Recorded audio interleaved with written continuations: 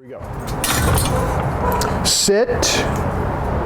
We're doing this little boundary training exercise with the Rocky, and I sort of didn't open this the right way, but see, he's still in a sit stay, and I'm gonna have him sit a little closer to the entrance. Okay, sit. This is the entrance to one of our properties.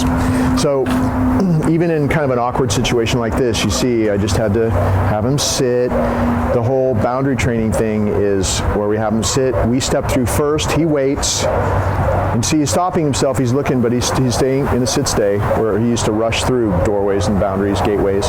And then he waits till I step through. I'm holding this gate shut because it wants to close on him, which he's a little bit afraid of.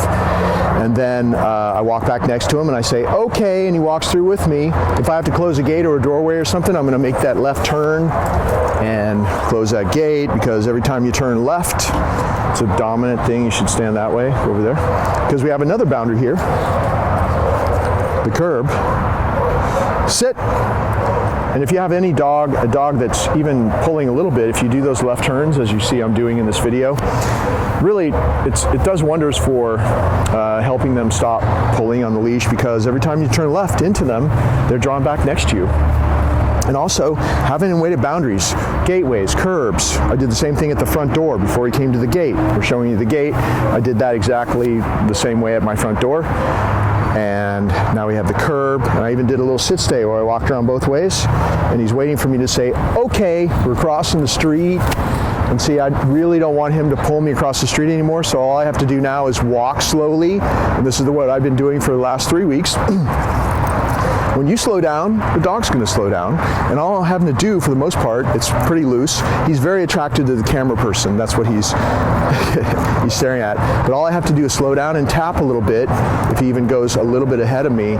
But if you do this every day to start your walk, sit, do this routine, doorway, gateways. You have some stairs at each level of stairs. I think you might have 3 levels. He stops and waits.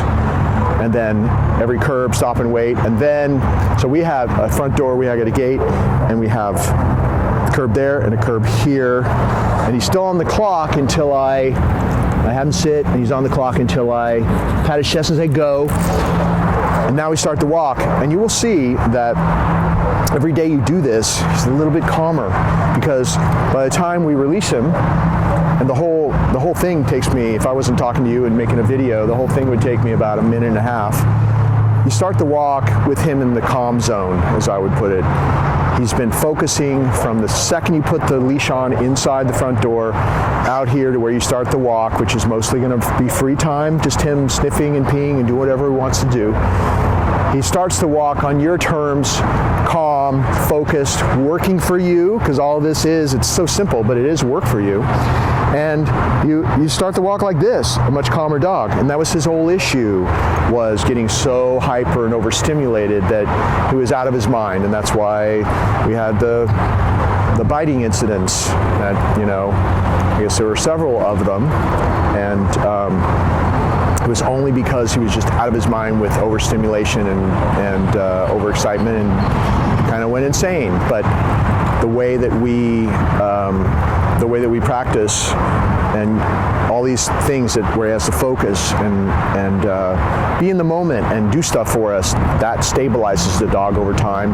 And it actually, by building a higher level of focus in the dog over time, it starts to make them immune, or much more immune, to stressful situations.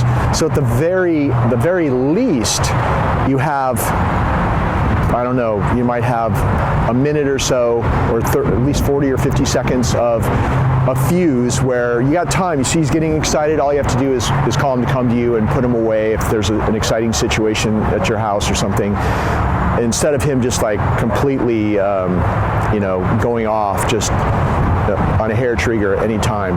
So you see how calm he is. This is how we start the walk, and he loves his walks, but he's so used to being calm because of the way I do things that you get this. Come on, buddy, let's go.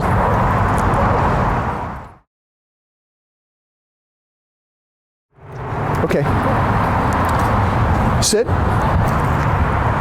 So we're having him walking up to the person that I want him to greet. I'm stepping away. He's in a sit stay, handing him a little treat to give him. When I send him over, he waits till I come back next to him. Make sure you're never holding him tight. You're never restraining him, because if you do that, you cause stress. So it's always loose. You're always communicating with taps, never restraining. So if he were to pop up, jump the gun, so to speak, because he's anticipatory, because he wants to go over, all you do is you say no and tap, and he'll put himself back, okay? So with your right hand, he's on your left. With your right hand, you go down there, and watch how I can even pause, loose leash. He's really waiting for me to pat his chest and say, go. He gets a treat. Does he like it? I don't know. Yeah, he likes it. Okay. And then I'm going to say, come. Call him back to me. Good. I have a treat on this end. I step into him. And you can even, if you want to practice your left turns, do a left turn, sit. Have him sit at the end of that left turn, because the more of those left turns you do, if he pops up, nope. If he pops up, just do that. I said no, I reset him again, put him back. Don't say SIT again, because if you even say it twice, you're diluting the power of the command. So the mistake word to put him back if he pops up before you release him is no. And you saw what I did. I stepped into him to reset him, put him back. It's a good move to do. Makes the dog feel like, over time, if you do that a lot, like I've done it makes the dog feel like you're the boss. But there's no corrections, no rough stuff. It's all about body language. Nope. So see how I popped up? I said no and tapped him, he went back. And if you have to do this 3 times, or whatever, you do it, and you'll see that over time, he just won't make those mistakes anymore. Go say hi. Come. And you get to practice your come command. Good. In a real life situation. And you should do these greeting routines with people coming to your house outside, not inside, because he's always going to be more sit. He's always going to be more triggered or more nervous when somebody comes in the house. He sees that person coming through the front door, and he's going to start getting protective. Nope. I think he's extra nervous today because we have a camera person, and there's a lot of stuff going on behind that camera person as well. So, but this is real life, and this will happen to you, and you're going to have to reset him a few times, and that's exactly how you do it. So you see exactly how to do it. Be patient. It's patience and some repetition. There's a car coming. Maybe you want to back up a little bit. Never mind. They weren't signaling. How was I to know? Anyway, last time, go say hi. Come. Good. You've got half the training in this. You've got the sit stay. You got the come command. You've got the go command. Sit. And you have, every time that you introduce to a new person or any person like this, it's another way to keep him calm. Another way that another situation where he has to exert self-control, stay calm, stay in the sit stay, stay focused until he's released, all of that, and get paid for working for you. He only gets paid, he only gets a treat because he did something for us, as you can see. So practice this greeting routine, practice it with each other first, just people that he's really comfortable with, and then start doing it with your friends or whoever else. But it's a great way to practice this training in a real life context.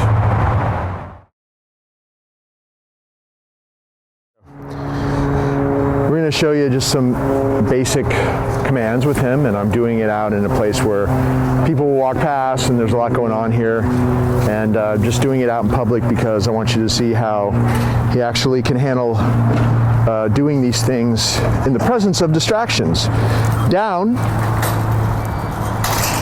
So we practice the down first, the down stay. And you see how I set him up to do that by doing a full circle. In his case, since he was so not able to do this when I first started, that's an understatement. Just hyper, unfocused, couldn't stop wiggling. He couldn't do this like he was crawling, he was wiggling, he was rolling on his back. He was just not focused. So, and watch how I'm rewarding him. See how he's, nope, don't let him touch your hand. See how he's waiting? Good. Make sure that he waits before you, he has that problem because he has that giant underbite.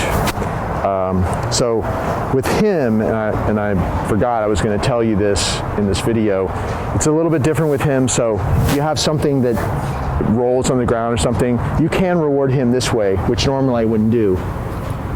Good. So that he gets it in his mouth, because if you put it on the ground and he can't pick it up, he tries to shovel it up, he'll move forward, and that's really not what we want. We want him to stay in this downstay and not move until we release him. So anyway, that circle, that stepping into him and having him go down or sit at the end of that circle really helps put him in the right frame of mind. Body language is really important, obviously, in dog training. So you do that move. I think that's probably that is the most important move, other than backing away when you call him to come, which I'll show you as well. Good. And just want to show you with all these distractions. Who knows? No, it's okay. It's okay. Yeah. Just with all these things, how he will stay in a downstay, and this has really helped to stabilize him. Good, because obviously we didn't come here immediately in practice, but once I started with little distractions just around my property and on my street, we gradually worked up to be able to come out in public and deal with carts and people and everything going on. Sometimes it's much busier than this, but you're not likely to even do this, but I just want to show you that this is what we've been doing, and this is one of the reasons why he's so much calmer, because he's built up this level of focus to stay in a downstay, and we do it with stays, sit stays as well, but even more so downstays, because it's much more comfortable for him to stay in a long downstay than a sit stay. And that focus, good. That's going to roll, so I'm going to help him get it with. Oh, it's still rolling. See how it gets if you don't feed it to him. But this level of focus, building up this level of focus, starts to make him become immune to stressful situations, which is why he came to me in the first place, because he lost his mind and, had some episodes with you. Good. So the byproduct of being able to do this is that every time I release him out of one of these downstays, he's a little bit more centered, a little bit more, we're building him up. He's a little bit more able to handle stress, because this is like lifting weights for his psyche, so to speak. And then continue your exercise. Good. There you go. Yeah, he's having problems today picking it up himself, so I'm going to help him. But the important thing is that he's staying in a downstay. If you made a mistake and I was waiting for a mistake to happen, I showed you how to reset him and put him back. And this is the only way he leaves the downstay. You come back next to him. This is the same way. This is the only way you ever release him out of a downstay. It goes the same way every time. That's part of what makes him feel safe about this system.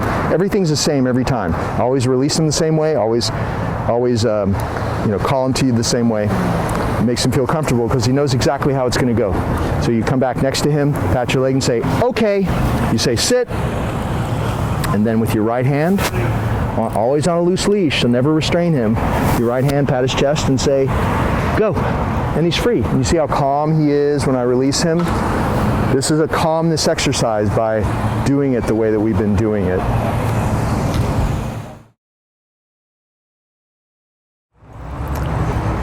I want to show you how I've been practicing the come command, and I'm doing it here in a public place where we have some real life distractions. Right now, I think he's sniffing where all the other dogs that come here, because dogs are allowed here, have peed.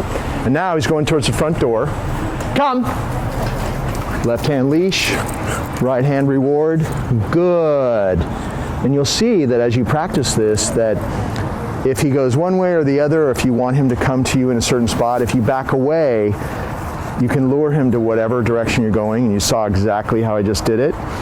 And like I said, left hand leash, the leash is over your wrist. It's on your wrist. You don't have to touch it because he can't get away. Then you have this hand free, which is best case scenario. Your right hand is a closed target, so he'll always come to that. So I should show you that. So he doesn't know it's empty, but it could save his life someday. runs out in the street or something like that, somehow he gets off the leash somehow. No leash, no reward. Come. See this? It's an empty target. He doesn't know it's empty. He'll just come to it. Good boy. And you see how since my left hand is free, let's say he was off leash, you hook your under the collar and then your right hand can pet him and say, good boy. You don't have a treat, but you love him up extra and he probably doesn't even miss it. So that's why I practice in this way. I practice with a closed hand, and you practice with a leash and with rewards exactly like this in all different places, so that when you don't have a leash and you don't have a treat, it still works. We have all these distractions here, and he's not really triggered by that. Come, but I'll call him away from that cart. Good. And you notice two other things that you probably noticed, but I'll point them out. I'm always calling him away from something. I'm not calling him ever when he's staring at me, because I'm always wanting to practice in a real life situation. That's where he's interested in something else, and maybe he's even going towards it, and I'm calling him away from it, not staring at me, because I won't need that. I need to call him away from something, or when he's not paying attention to me, I want him to hear that command and whip around and come right back to me. Therefore, it has to be input like a reflex, as it is now, because of the practicing we've done. And then the other thing is that when he comes to me, I'm doing this. When I practice, come, backing away, draws the dog to you. Good. And the reason I do that every time is because when you can't back away, when I'm practicing, I'll always do it that way. Come. Good. I almost backed away because I'm so used to doing it. But I wanted to show you that because you practice that way, and the last 1,000 times I've called him to come, and I have called him that many times after 3 weeks, he's drawn to run to me. He doesn't really know why. So when I don't back away, I'm going to create another distraction. We'll do it again. Look, go get that. Come. Good. Then in an emergency, I don't have to back away if my back's to a wall, or if I'm at a curb or something like that. He's so used to running to me, when I can't back away, he runs to me. So always practice with a leash and a reward, the way I show you, and back away. Come, always back away. I'm staying in this little tight area so the camera can continue to see me. Good. So always practice that way, so that in an emergency, he always comes to you, and you don't have to back away. We have a distraction. Come. Call him away from distractions, like tall people with masks. Are you trying to show him that he's not the boss? Well, he's getting trained, and we're showing the owners. Oh, and I'm getting in your way. Come. No, this is great. This is great. You're going to be on YouTube. Do you mind? I mean, nobody can tell who you are anyway. You're wearing a mask. What's his name? His name is Rock. He's the Rock. Rock? Yep, the Rock. Hey, Rock. He's a good boy. Come. Good. So I'm practicing the come command with you. Adorable. Thanks. You're adorable. Thanks for helping. One last time. Come. Good. Very good. Perfect stuff to practice in public. And other dogs, I think, aren't an issue on leash. And that's why we haven't shown this to you on camera, because he doesn't seem to care about other dogs. So anyway, this is our practicing in public, and anything can happen, and that's why it's great. Once he has the skills, once you can handle him comfortably, yeah, you could take him out into a situation like this and do these sorts of things, but I think you should practice in your house, in your yard first, get comfortable with the moves, and then slowly venture outward.